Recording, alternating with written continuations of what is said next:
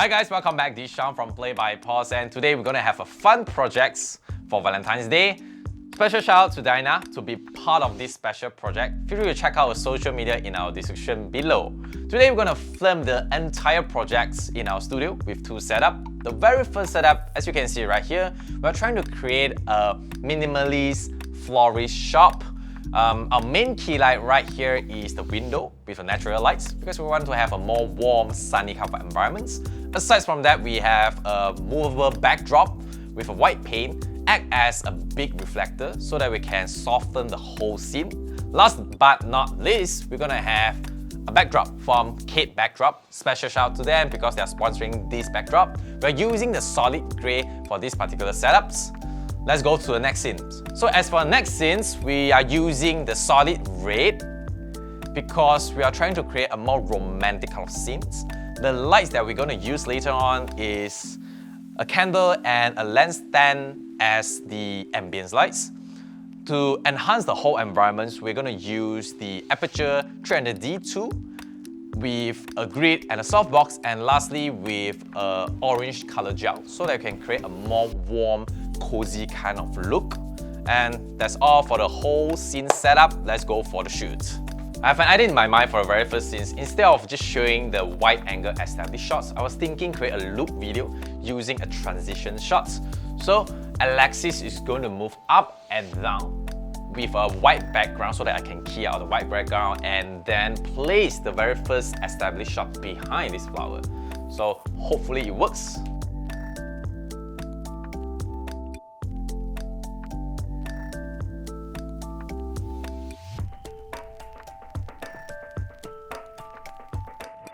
One, two, go.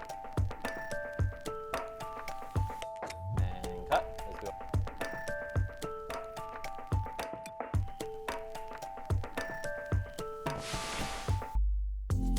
The second shot in my mind is either a rotation shot or a static shots of her placing the flower on the table.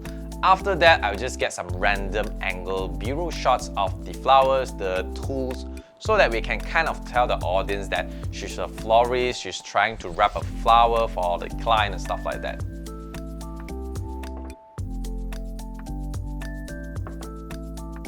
And cut last one more.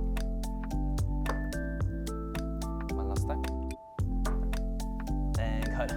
We always shoot extra footage to give ourselves more options in post. Although they don't end up in the final cut, it's still worth spending some extra time capturing extra shots.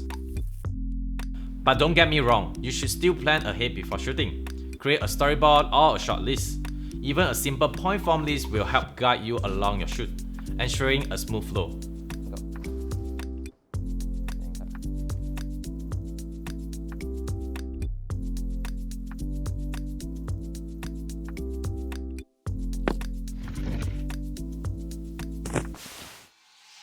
After all the camera movement, extreme shots, I thought it'd be nice to cool things down. So what I'm trying to do right now is I'm going to set my camera on a tripod to get a time-lapse shots of her, Dinah, arranging the flower, just to show the whole process of it before we proceed to the next shots.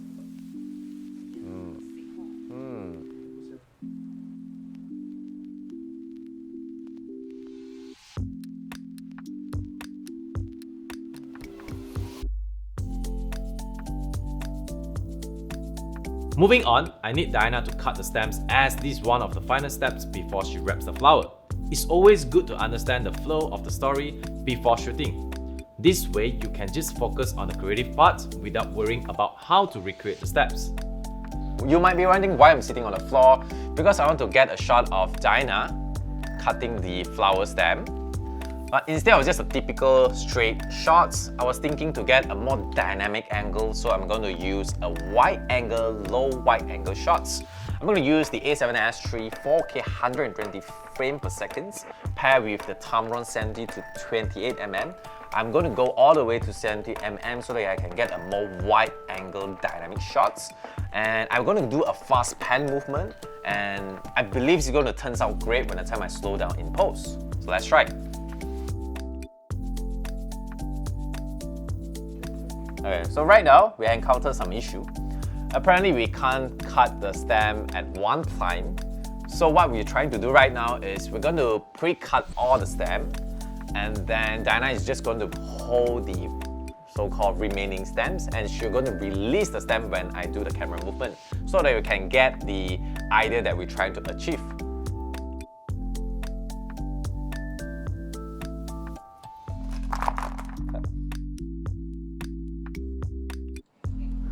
So the shot looks pretty nice, just that we have to fix the hand. The shot turns out great. I mean, the idea that we're trying to have just now turns out great. The slow-mo works. The reason I'm checking in the Premiere Pro instead of proceeding further, because we want to double confirm the idea that we have, and just to make sure everything goes accordingly. If let's say this idea doesn't turn out great, at least we can have a plan B or try something new before we proceed further.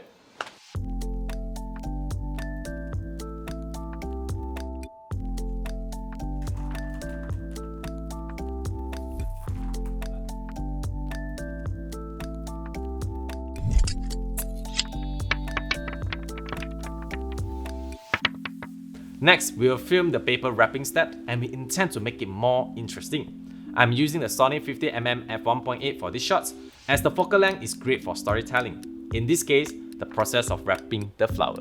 Moving on, I changed to a Sony G Master 24mm f1.4 to create a more dramatic shots with a fast pan and slow-mo in post. So I shot it in 4K 120 frames per second with a fast pull out. Finally, I'm able to grab this frame rate thanks to a Pro-grade SD card that I received recently. I want to create a more creative shot, so Diana is going to cut the paper into half, but at the end of the footage, I want to create an effect where she's like slicing the footage into half and then transit to the next shots. This is the creative shots, but I also have another backup shots if this shot fails. But before we start all these things, we are going to rehearse for a few times since we only have 2 wrapping paper. Just to get the right flow before we go for the real shoots. So let's try.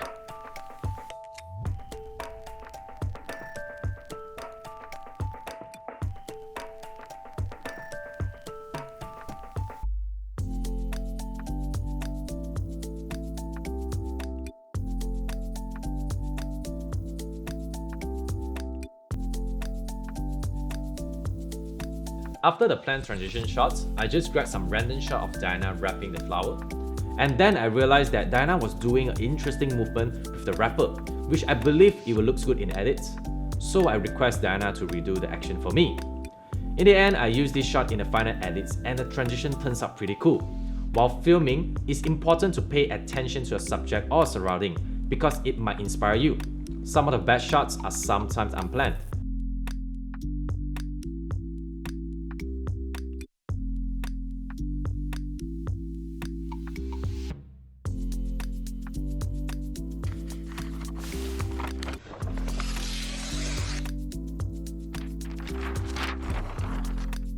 Next shot is the top angle shot. I plan to do a top down here with a tracking shot of ribbon as Diana grabs it upwards. In order to do so, I climb on a small ladder to grab a higher angle view. At first I used a gimbal because I was afraid my hand is not stable enough, but handhelds end up working better as handling is much more versatile for fast movement. In this shot, Diana is going to tie a ribbon so there's a sense of continuity for the ribbon's movement. With the same movement, the edit looks seamless. In this sequence, I want to show Diana tied up the ribbon and wipe up the camera in order to reveal the last shot. So I got another top angle view and Diana can easily wipe the camera with the flower once she's done wrapping.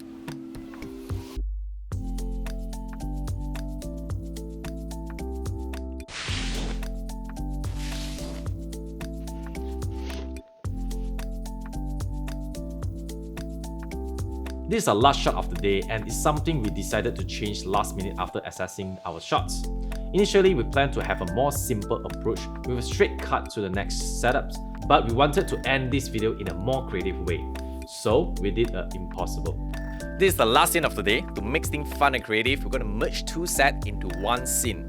But we require more manpower. To make this happen, we got Alexis to help us to operate the camera. CK is going to diffuse the light because now it's kind of evening and the light is very harsh.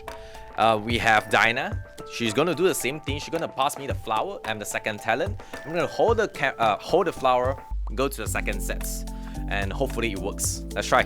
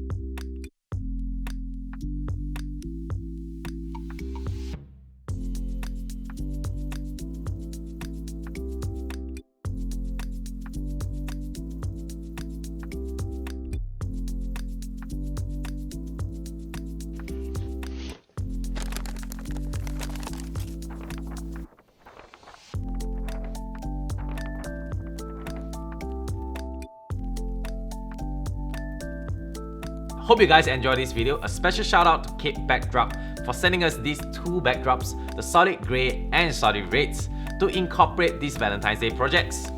Conventionally, a backdrop is used for photography portrait sessions, but we kind of switch things up into a video projects. So we created two different setups with these backdrops, and it turns out pretty interesting. So some final thoughts or honest opinions on these backdrops. First off, it's very lightweight. When we first got the package, we were very surprised at how compact it was packed. But there's an issue. It was full for a long time during the shipment, so when we first unboxed it, it has wrinkles or folded line all over. After some ironing and laying out on a backdrop stand, we managed to get rid of most of them, but it's still visible in certain footage or angle, so something to keep in mind. Secondly, it's pretty easy to assemble. You can easily just pop into a backdrop stand without much troubles. Or you can use some clips to just clip the backdrops onto a backdrop stand. Lastly, the fabric quality is pretty sturdy and dense despite being lightweight. When we hang it on a backdrop stand, it stays in place throughout the whole session without giving us much problems. So it's definitely a plus for it. So if you're interested with this product, feel free to check out their link in our description below. Hope you guys enjoyed this video. As you can see from behind the scenes, we have put a lot of effort and manpower in these projects, but we truly enjoy every single minute of the process. We always believe in creating the shots in a more creative way, never give up, and we hope you learn one or two things from this video. If you like this type of content, please give it a like button and let us know what you like about this video in the comment below. Till next time, remember to create, learn and have fun, and I'll see you guys in the next video.